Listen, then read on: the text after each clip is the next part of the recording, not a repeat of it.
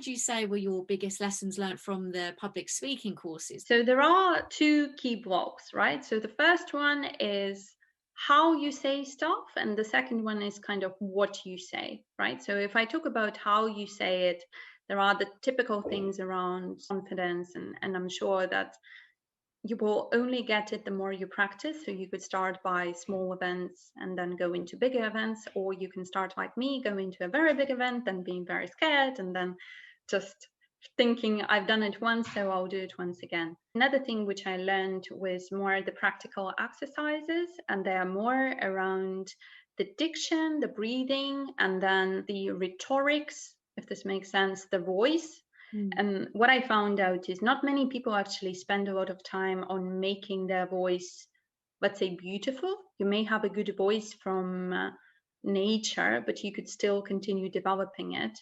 And there are a lot of exercises which radio hostesses and TV presenters tend to do, which are specifically targeted at their, voice and diction.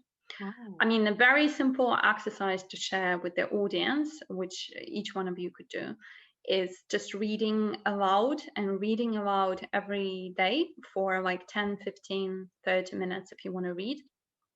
So what I'm doing at the moment, I'm reading a book about public speaking, which is TED Talk, and I'm doing it aloud, so it kind of gives me double the win. So that was kind of one very big area in terms of how.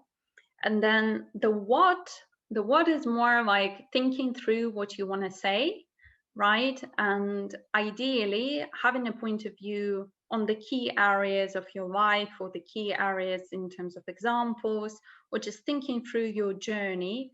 What are kind of the set of 5 stories, 10 stories, 50 stories, which you could actually talk about, which would be interesting for the audience?